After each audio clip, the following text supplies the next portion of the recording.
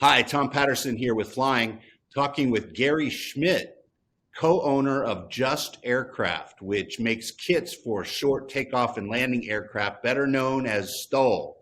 Thank you so much for your time today, Gary. I ask everybody during our chats pretty much the same question, and I did not want you to be left out at all. Could you tell us a little story about how you got interested in flying for the first time? Well, I got into flying kind of late in life. I was in the early 90s. A friend of mine was going skydiving the next day, which was a Saturday. And my brother and I decided we'd go with him. And so we did a jump, and I was hooked. And I've done several more skydives since then. And one of the jump pilots happened to be an instructor also. And so on the way up to altitude, I asked him, I said, what does it take to get involved in learning how to fly an airplane? And he said, when we get done jumping, let's rent an airplane and I'll show you. So we did. We rented an airplane, and of course, he told me what to do to take off. Of course, he was on the controls with me. And as soon as I got in the air, I was hooked. I was like, this is something I got to do. And of course, it was a certified airplane. It was a 172. And back then, I didn't know anything about experimental aircraft. But I went ahead and got my ticket in 92. And I probably had a couple hundred skydives by then.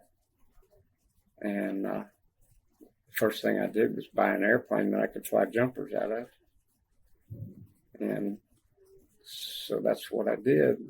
And flew jumpers for a lot of years, just for fun. Do you still jump? No, I haven't jumped since early 2000s. So do you mind if I ask why? Why did you quit? Well, I was doing more flying at the time, and I converted my jump plane back into a regular Cessna 182 where I could haul 4 people in the seat. And for it to be a jump plane, I had to take the seats out and put a jump door on it. So I changed it all back to a normal airplane. And so I just wasn't around jumping as much. But I still, every once in a while, fly jumpers. Not out of my airplane, but out of another 182. I love the story about how Just Aircraft was born back in 2002. From what I understand, it was based on just basically 2 guys meeting up at Oshkosh, right? You and designer Troy Woodland. Could you tell us that story? It's a great story. Yeah, actually, I first met Troy. He was working for another aircraft company at the time. And a friend of mine who I brought to Oshkosh in my 182 was interested in buying one of his ultralights at that point. And so he did end up buying that airplane. But to make a long story short, that's when I first met Troy. And the next year at Oshkosh, he had started Just Aircraft, which was in 2002. And I talked him into to thinking about building a side-by-side airplane, because the airplane that he had brought to Just Aircraft, you could see the quality difference in that airplane compared to all the other airplanes that were there. And the quality was just way up there. And I was like, this guy knows what he's doing. And so I talked him into building a side-by-side. The one he had at Oshkosh was a tandem. And took a little convincing, but I think he realized there might be a market for that. And of course, my wife was like, I don't like flying in a tandem airplane and looking at the back of your head. I want to be right beside you. And so he actually built a side-by-side called an Escapade, and that was the first airplane, just aircraft side-by-side that we built. And by the time we got the airplane done, little did I know how much it costs to do all the testing and all the engineering that goes into it. And I told Troy, I said, Troy, I got a lot more in this airplane than I ever thought I would have in it. He said, yeah, I'm sure you do. And he said, I said, well, you got any ideas? He said, yeah, why don't you just be my partner? And so we ended up being partners. And we still have that airplane, number one, as a matter of fact. And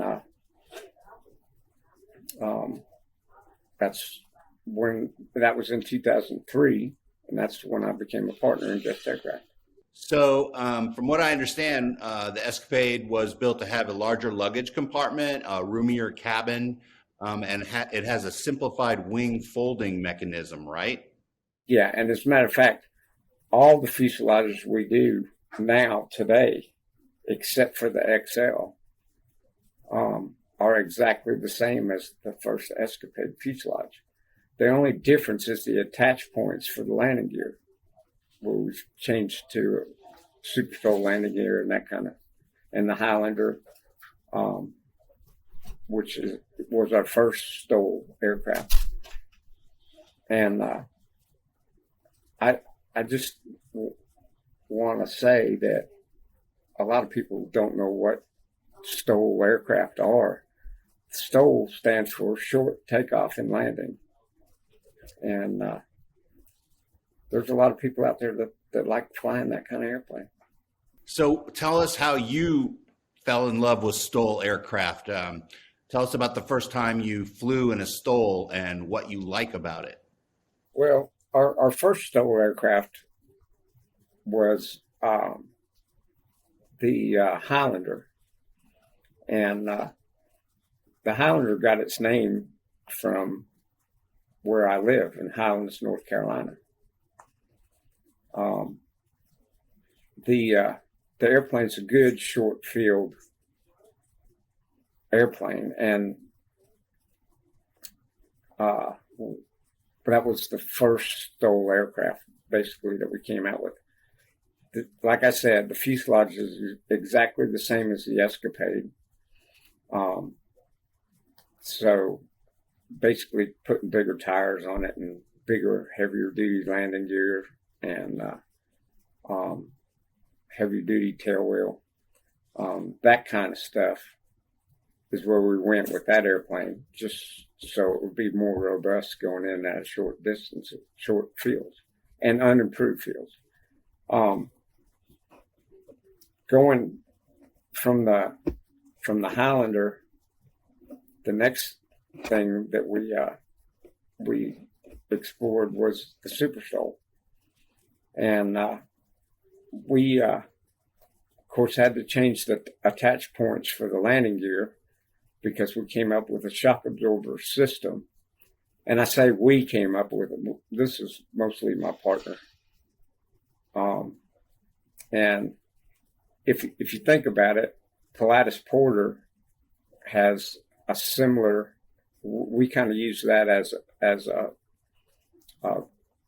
pattern, if you will, for our main landing gear, and it really does absorb and cushion your landing.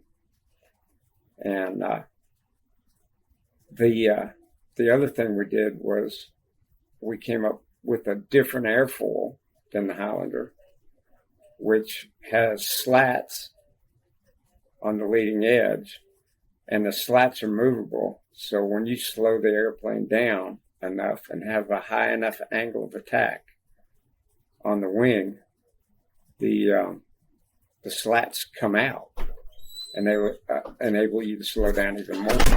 And they really stabilize the aircraft at slow speed.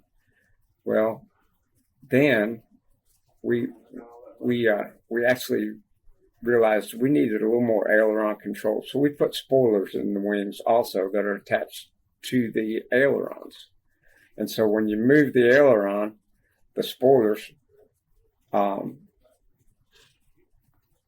out of the top of the wing and kill some of the lift off the wing, which enables you to make a lot safer turn and slower turn at slow speed. So that's, and then of course on the tail wheel, we also put a shock absorber on the tail wheel too. And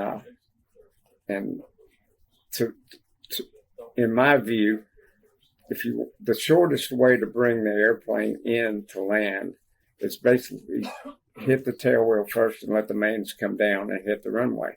And basically that puts the forward momentum into the ground. So your ground roll is a lot shorter coming in to land that way. One thing I wanted to ask you, Gary, was about the options that customers have. I know customers can have the company build them one of your aircraft, or they can take part in a factory build program that you have there in Walhalla, South Carolina, where folks can basically get some help if they need to from y'all to construct their aircraft from the kits, right? Could you explain how that works? Yeah, we have what we call a builder assist program, and you can come in here and build your airplane here.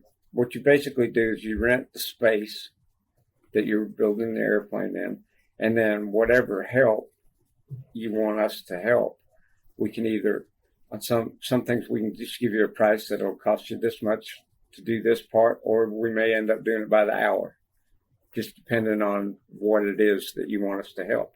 And some people come in here and they build the airplane and never need any help from us at all. They, if they have a question about it, a lot of times there's a builder right next to you, maybe a little ahead of you, so you can just look at his airplane and see what he did, and understand the manual that way a lot better. But a lot of people will build their own airplane right here at the factory. And you got a strip right next to the factory, right? Does that get a lot of use? Not necessarily by customers. We use it, and it's only 400 feet long, and it's uphill, so it's one way in, one way out. Is it grass or asphalt? It's grass, and it's got a 23-degree slope on it, so it's pretty steep uphill. So you basically got to fly the hill and just let the hill come up to you and land on it. And until you get some experience doing that, it's not what you're used to when you're landing on a level runway. So if customers are looking to test their aircraft before they take it home, or if you're looking to test an aircraft that you've built for a customer, how does that work? Okay, what we do is we'll load it on a trailer, fold the wings, and take it normally to the Clemson Airport or Coney County Airport. Sometimes we'll take it to the Toccoa, Georgia Airport. They're both pretty close to us, so it's 20-minute, 30-minute ride, trailer and an airplane to get to the airport. But that gives you a little more room for testing, and you can crow hop it a few times down the runway just to make sure everything's working before you actually take off. There's little things that you might want to adjust, and so you're right there at the airport, and you can make adjustments and that kind of thing. But it's a lot safer to do that than take off out of here, and which we have done. But I got to feel pretty good about the airplane to do that. Yes, sir. Well, thank you so much for your time, Gary Schmitt at Just Aircraft. We appreciate you sharing some of your stories today and talking about STOL Aircraft. And thank you for watching. I'm Tom Patterson with Flying.